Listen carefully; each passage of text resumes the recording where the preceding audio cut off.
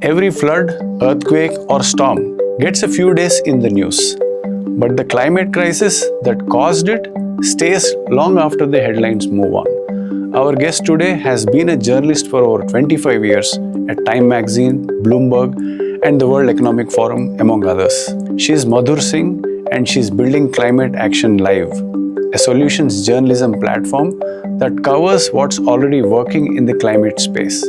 It gives NGOs, businesses, government agencies, and students ways to act on those solutions through stories, events, and a growing network for collaboration. In this episode, we talk about her journey into climate journalism, why climate communication needs to change, and how each of us can play a part in tackling climate change. Madhur, welcome to the Positive Planet podcast. Thank you, JP. I'm very excited to be here. So you've been in journalism for for a very long time. I think the shift happened. You got into climate journalism. Just for the benefit of the viewers, could you just take us through, how you got started and where did the climate journalism happen? And for me and I'm sure for a lot of people, climate journalism is a new thing. I'll start from the beginning. I started working as a journalist while I was still in college. Got a lucky break, found a very enlightened editor, a very encouraging, broad-minded, forward-looking editor who saw that this college kid could tell stories of what was happening in the world around her. And this was like the late 1990s, a few years, the decade of liberalization, and lots of changes were happening. And I was in Chandigarh at that time. And I think I was very lucky to, as a 19, 20-year-old, get a chance to sort of write a column week after week and explore. I think that's what really got me interested in the world beyond myself. I think I was forced to grasp and crystallize what was going on around me at a very, very young age. So some things were sped through, and some things I only sort of stopped to pause and consider later. One of these moments was when, towards 2007, I joined Time Magazine. Mm-hmm. I was always interested, I guess, like you, in the question of sustainability. It wasn't called, I don't think any of us considered to pause and call it sustainability in our minds at that time. It was just being a little bit more responsible, not wasting things. Then I got a chance to do these stories explaining India's stance. I think one of those stories was actually headlined behind India's intransigence at international negotiations. I think because this space was not very occupied, very busy at that time as it is now, in a very happy way. I made some contacts with the right kind of people who wanted to encourage more such stories. Towards 2010, I think some of this work had got noticed because completely out of the blue, I heard from an organization called BNA Incorporated, which eventually became Bloomberg Law. Their international editor was visiting India, and he said, we have a position vacant for the environment correspondent for this organization. And that's how this complete sort of tilt, I would say, happened. And I joined BNA Incorporated as the India correspondent for climate. So I think I just had the best decade of my reporting career, learning so many new things. I did do a lot of other things at Bloomberg Law also. So this was in BNA for 10 years? I was there until 2018 when I joined IndiaSpend as managing editor. And what happened next was that our funding was coming to a close. The pandemic happened soon after. So, I mean, literally all hell broke loose. So that went on for about 3 years. I had a very, very fulfilling 3 years at IndiaSpend. The tiny newsroom went on to win a lot of awards. We led the data conversation on many, many stories. And if you remember, the pandemic was a data story in so many ways. Our numbers and vaccination rates and what would it take to control the spread and so on. IndiaSpend was something after Bloomberg? Yeah, it was right after Bloomberg. At IndiaSpend as well, we'd been trying to expand our climate coverage. We had some very, very good reporters. But eventually I was coming to a realization, just like you, that the story has remained stuck in what the problems are. And the problems are many. Stories of that nature need to be told and continue to be told effectively and better. But if we're not telling the other story of what's being done about it, what can be done about it, we're either just inducing climate anxiety or just compassion exactly, fatigue. yeah. So that's not conducive to climate action. If you want to do something about it, even if the individual is just a small cog in the wheel, collectively we are the market. We can vote with our wallets for better products. And collectively we're the electorate. So we deserve to know what's happening and have a role in how policy is established. So you've recently started something called Climate Action Live. Right? Can you tell us about that? Yes, Climate Action Live is something that's been in the works in my mind for at least 4 years. I've spent some time figuring out not only what we want to do journalistically, but how we intend to move the needle. Even after, I think you'll also agree, just awareness about the existence of a solution is rarely enough to make people actually act on that solution. So you might know that it's possible to use low carbon concrete, but the moment finding out about low carbon concrete means going off on your browser and spending 20 minutes going down rabbit holes and not really quite making sense of what all there is, where to get it from, what should be the price range, you're more likely than not to just kind of quit and say, okay, I need to get back to work. So figuring out what to do next to first take people from lack of awareness to awareness, and then take them from awareness to intent and to action. So what we're doing at Climate Action Live in a nutshell is that we're telling stories of climate solutions. So for instance, just this past week, we've had stories about an IIT Madras startup, which is creating PCB substrates from agri-waste, which are decomposable. So it solves so many problems at so many levels. So that's an example of a story where we're featuring a problem area, which is the enormous amounts of e-waste, right? And we don't even stop to think that everything has a PCB substrate today. Right. So what is being done by the business community, that's one kind of story. So when you say you're telling stories, so where are these stories being broadcasted? Is it the newspaper or is it the social media? It's a website. And from the very start, we've been conscious that Gen Zs will not come to a website. Correct. Lots of people have actually never visited a news website today. Right. So we're also on all of the social channels, as many as we can manage with a small team and a small budget right now. We're bootstrapped. So we're on YouTube, we're on Instagram, we're on LinkedIn, and we're doing channel native content for all of these. So if there's a story that's being published on the website, there's also an Instagram native story that's being put out on Instagram and so on. So what's the objective of the storytelling? Yeah, what I would like to happen is for these solutions to get mainstreamed, so that sustainability is not something that you have to set out to look for, but it's the default choice, that it's available for all of us. So I'll go back to what we're building at Climate Action Live. In addition to the stories, we're also making available resources through which you can actually act on your intention. So removing a few layers of inconvenience from you discovering something in a news story. You can, after you've read that story, click on a link that will connect you to all the service providers, solution providers in that space.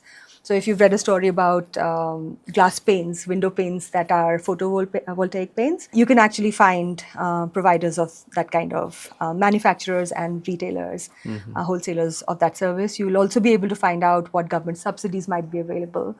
Also what research there is that shows this works or doesn't work and so on. We also have a free-to-access database of climate careers. So if you've read about, sticking with the same analogy of example of photovoltaic window panes, you can find out if there are any training opportunities in that space or any jobs currently open, volunteering opportunities, if you can build a capstone project by volunteering at a company.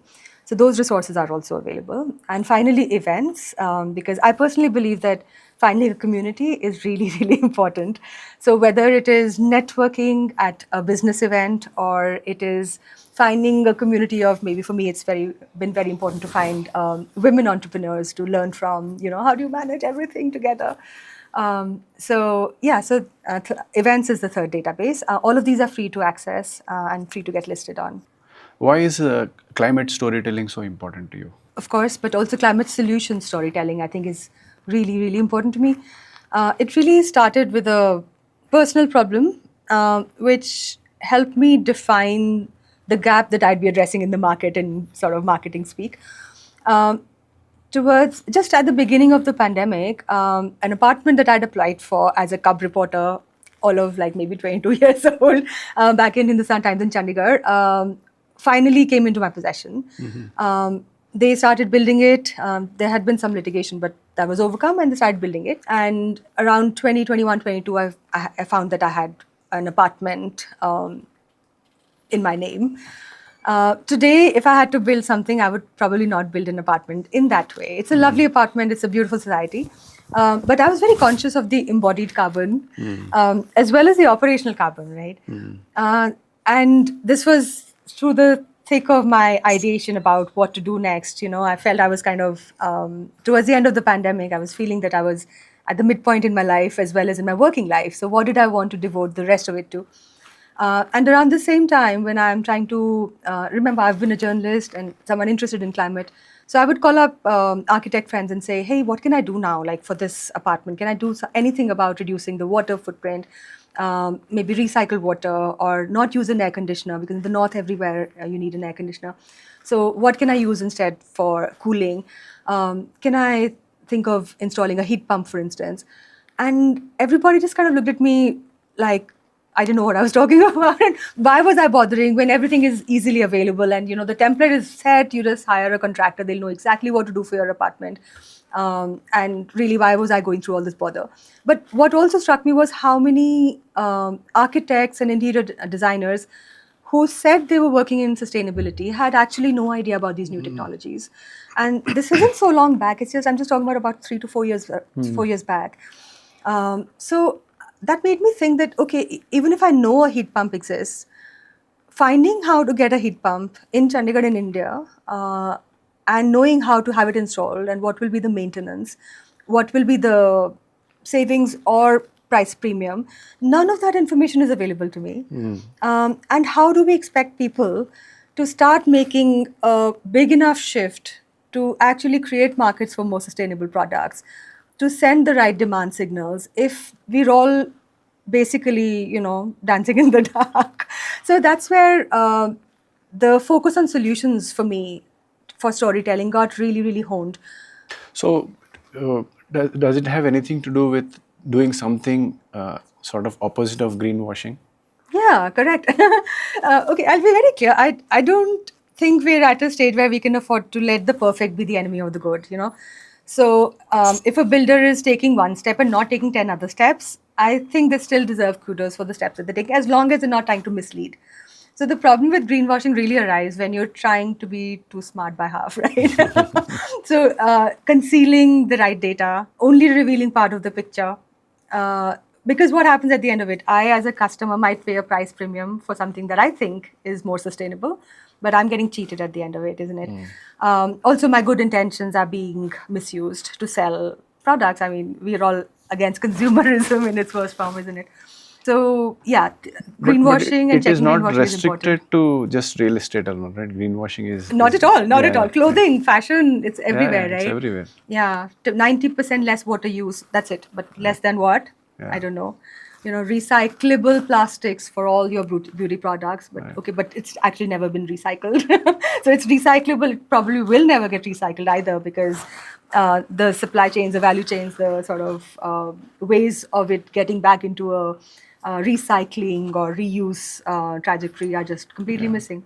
So we see a lot of greenwashing, right? When Yeah. you see in fabrics or retail, textile or whatever. But like you said, some of them, they claim to be using recycled materials. We always need not necessarily look at that with any cynicism, right? But we should also be open-minded. Yeah, I agree. So how do you draw the line? Okay, I'll take an example of a story we've actually just published 2 days ago. It's about vegan leather. Now, the moment you say vegan, it all sounds very kosher, very ethical, sustainable, isn't it? But a lot of what's called vegan leather, even if it comes from sustainable plant sources, to give it the properties that we require from leather, flexibility, durability, there is a certain amount of plastic that's added to it. Now, that's very problematic, because it ends up being plastic rather than leather. Right. Now, is that necessarily better from a life cycle assessment point of view? No one's done those studies, so we don't yet know. Is it even better than regular leather? We don't even know that. So vegan So- leather has plastic in it? Yes, some of it, not all of it. Okay. There are many companies that are now trying to completely do away with any plastic additives. You'll still find, for instance, if you're buying a bag, a handbag, the lining might still be polyester because cotton is just not that durable. Right. But then you can have recycled polyester, isn't it? Instead of saying Right. recyclable. So there are many within companies. that you can try to make it more sustainable, but you Yeah. cannot fully do away with certain components. Maybe, hopefully, at some stage there will be reusable zippers when you can make everything modular. Your zipper can come out easily and be reused somewhere else. Right. Same with buttons. Maybe we'll start to use not plastic but something else, wood or anything else. So there is thought behind all of these going in. So, having worked in almost like 25 years in journalism and somebody wanting to get into a career, especially the young generation, they want to get into journalism, they want to get into, say, climate-specific, environment-specific journalism. Right.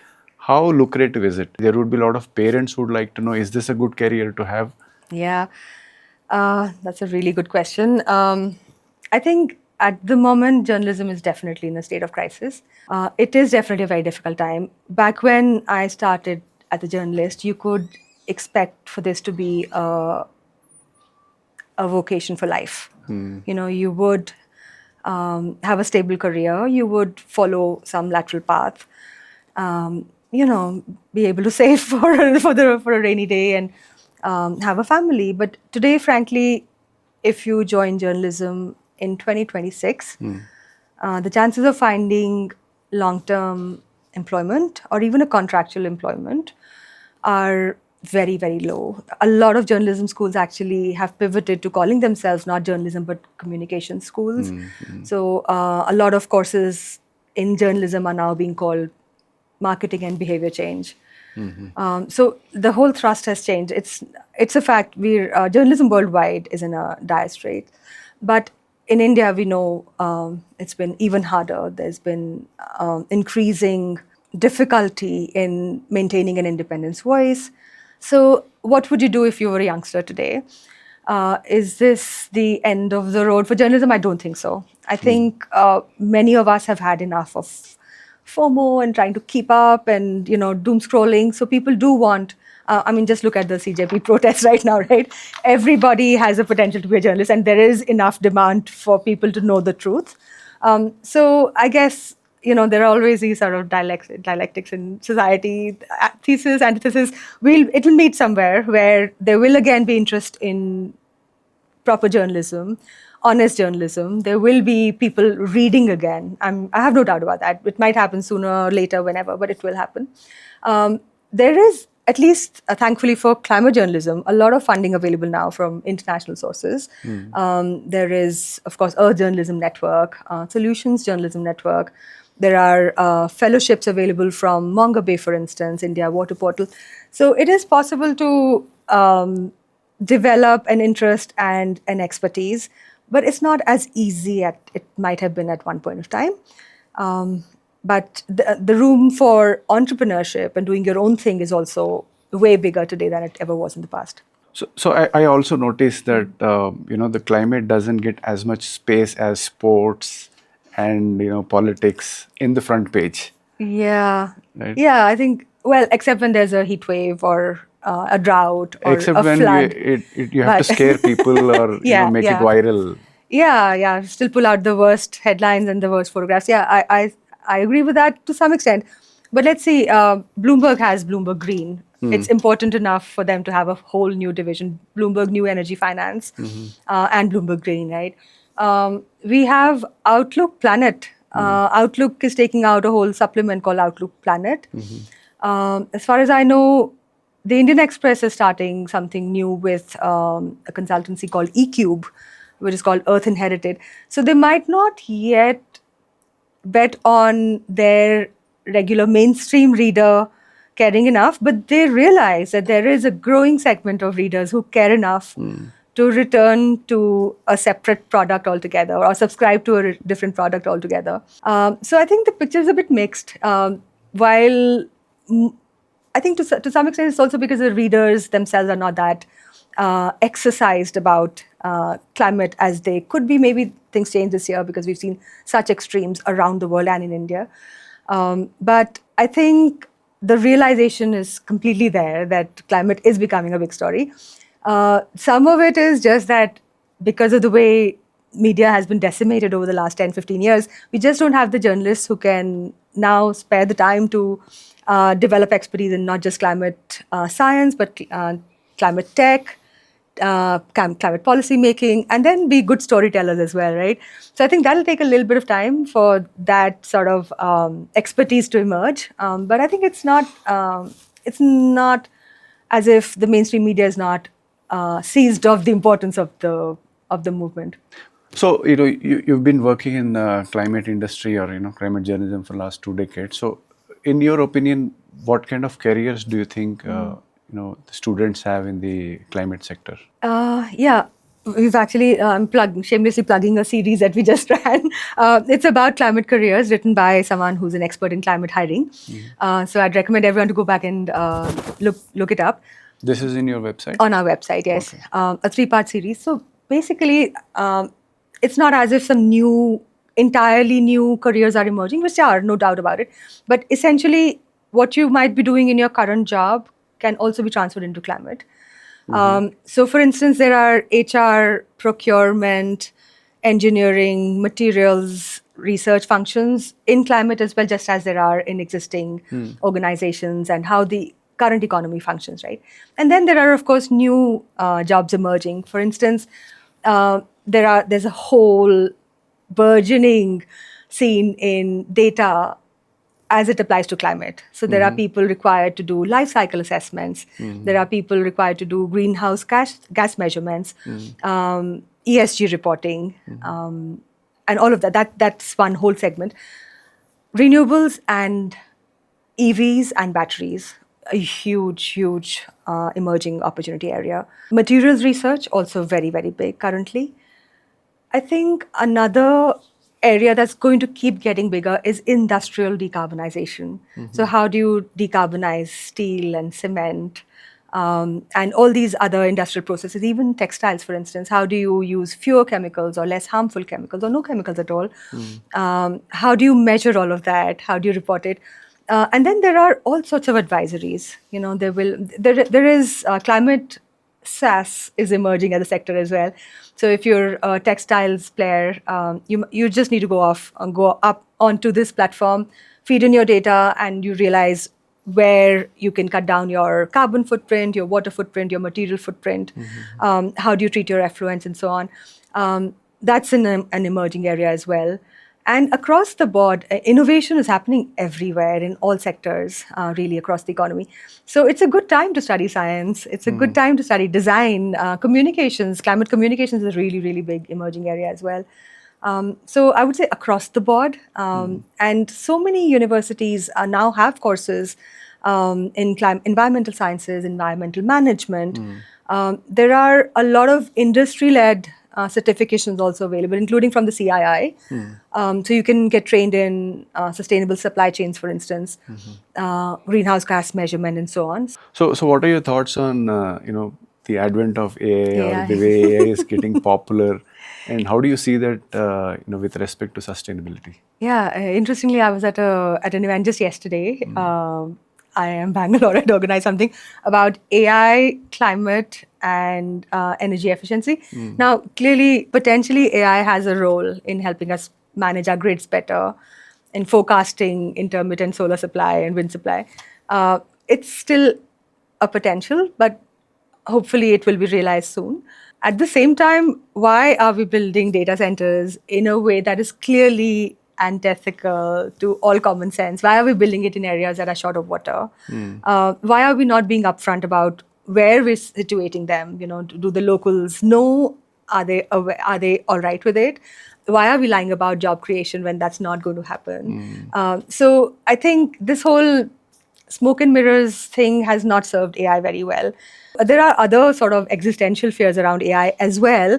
And then to not be upfront about the environmental footprint, I think is not doing them any service. So yeah, it can be utilized for the best of motivations, for the being applied to the best use cases in renewable energy, like we talked about, and energy management.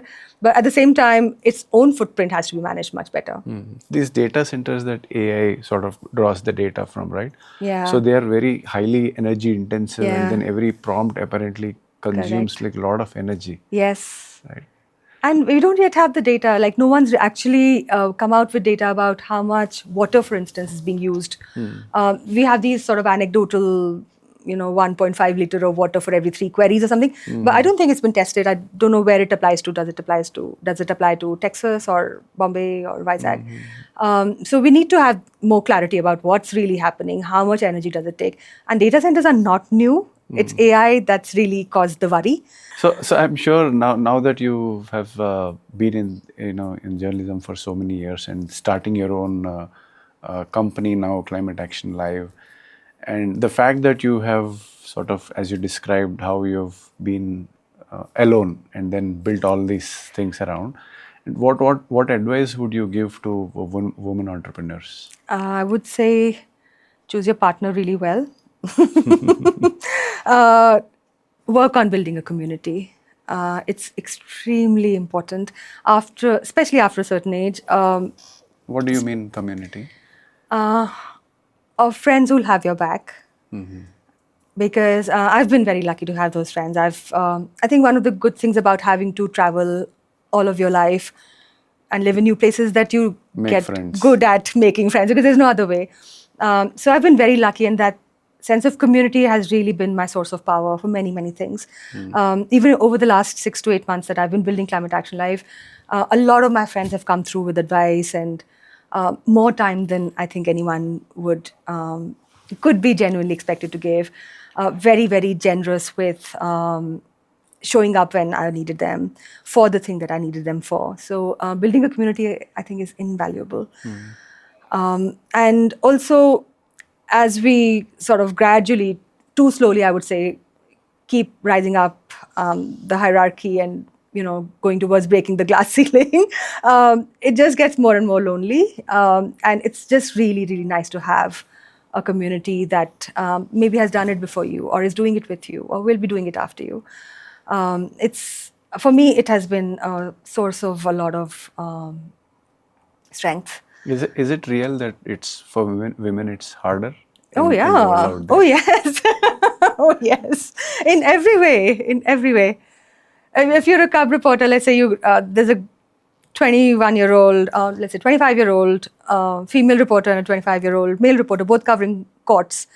So the male reporter can just put his arm around the court clerk and say, hey, let's go for a smoke, and get his stories like that, right? But as a female reporter, so many doors are just always closed for you. You really have to do it by the right manner, everything, which is great. It's great to learn to do it the right way. But of course, it's so much harder. Limited. So much harder. You won't be any editor's default choice to be put on a crime beat at night. They're probably looking out for you, but then that has consequences down the line. When you choose to marry, when you choose to have children, of course, it's so much harder. And what your entrepreneurial journey in the last few months, or say about a year? Few months only. No, it's still just a few months. Yeah. So what's been your experience? I've found the climate space to be very, very generous. I've met people who've shared resources, come forward to help, collaborate, join hands.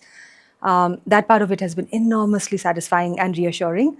We haven't yet begun to raise funds. I think that's when, when people need to put their money where their mouth is, confirm or deny these beliefs. So we'll see how it goes. But so far it's been, Bangalore has been a really good place to be based out of. There is just so much positive movement in climate entrepreneurship. People doing stuff, failing quick, learning fast, sharing their learnings, open to collaboration. It's just been wonderful. So you're talking about women entrepreneurship. You've just begun your entrepreneurial journey, Yeah. but with your experience, 2 decades of experience in journalism, also there are a lot of these successful women entrepreneurs as well, and they also would Yeah. have faced a lot of challenges in that growth trajectory. What do you think they have done differently, or what do you think they possibly have? Yeah, JP, I don't think I can comment on anyone else's journey, honestly, to be fair.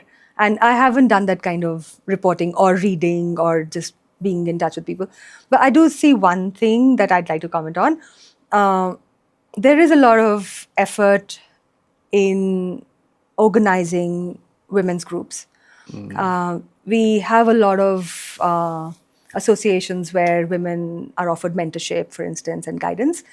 But I think all of them are stopping well short of what men have done for each other forever, which is to actually open doors, actually make meaningful introductions, actually make it possible for you to raise funds.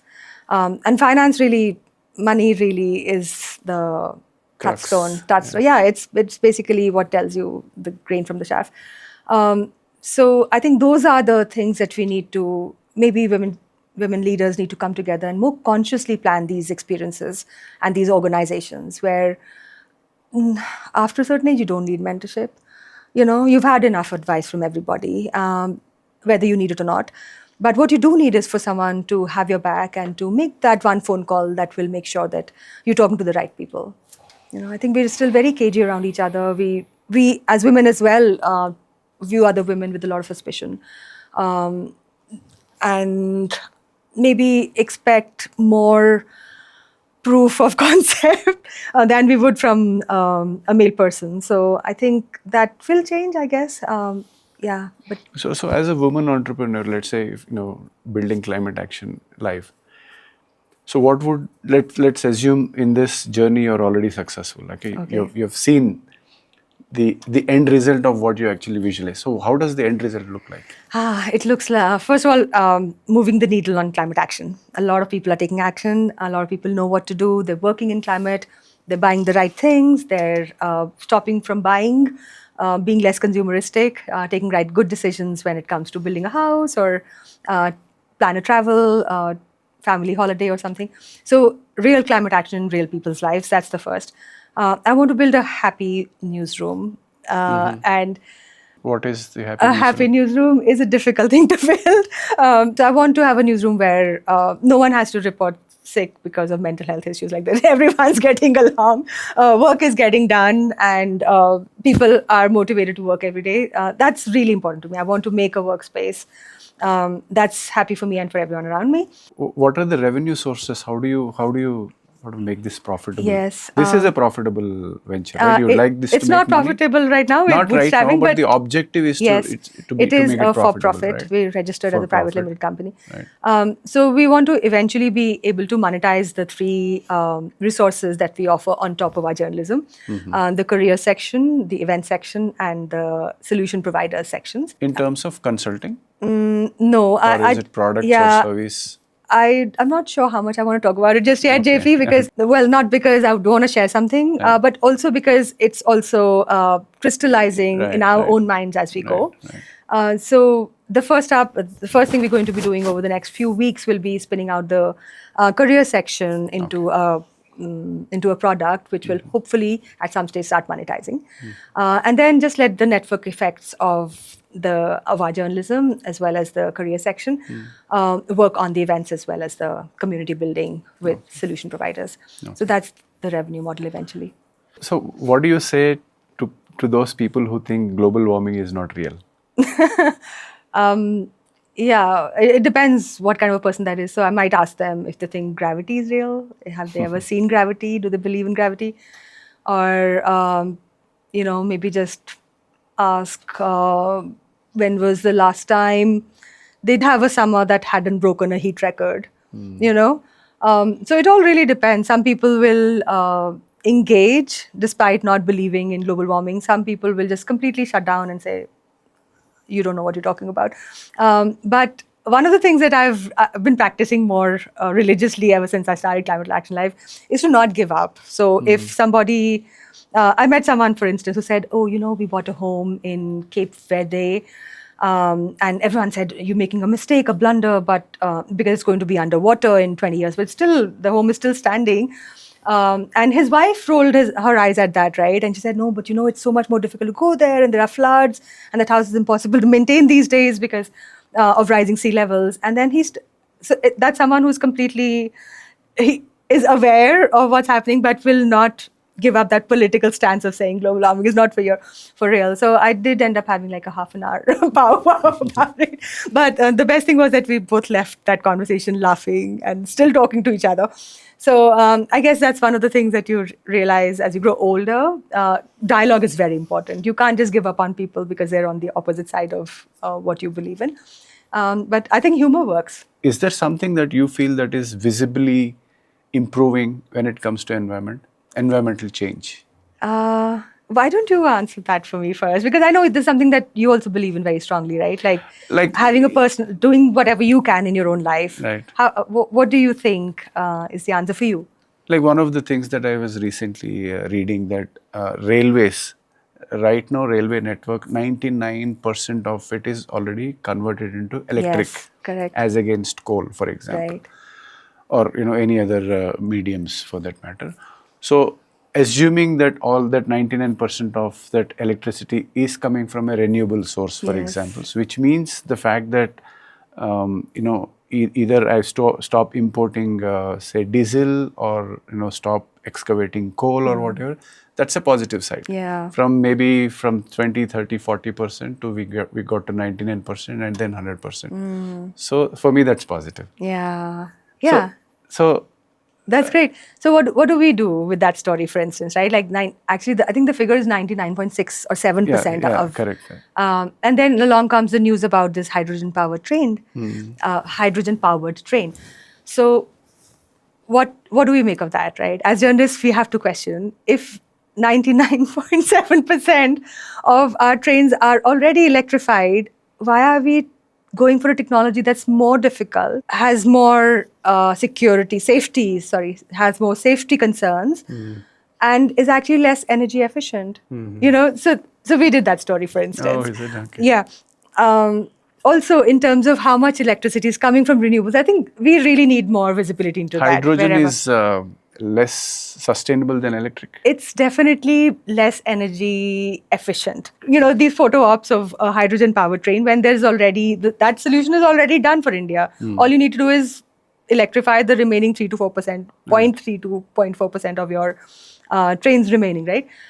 So these questions need to be asked. Someone needs to look into that. How much renewable power are you getting? As of just this month, the last record that was broken was more than 40% generation. So for the entire grid, not just capacity installation, we know that generation is just a fraction of capacity utilization, capacity addition, because plant load factor and all are about 20 to 25%. So for the very first time, more than 40% of the power actually generated and utilized in India was renewable. So clearly, I mean, all of those stories deserve to be told, right? The happy ones as well as the skeptical ones. Right. There's one question I usually like to ask to all my guests is, what is that one thing that you feel, let's say as a citizen of this city, Bangalore, or maybe as a citizen of this country, there's only one thing you want people to do. And by doing that, we'll be living in a better place, or we'll be living in a more sustainable environment. What is that one thing? I'm speaking to myself as well when I say this. I think all of us should be more politically involved. Okay. Yeah. I think we're not. We have a very thin skin. All of us have very low tolerance for our own time being wasted and inconvenience. Find out who's your ward councillor. Find out when are the next elections. Make sure you vote. I hope all of these students protesting in Delhi and Bhopal and everywhere will vote next time, right? Like, why do we have such pathetic voting percentages? Wow. Of course, politics is a dirty game and it's not easy. And I myself have been guilty of not always being as diligent as I should be. But everybody should be more politically involved and aware. Thank you, Madhur. Thank you for spending time with us. It was really wonderful talking to you. Likewise, JP. Very nice being here. Thank you.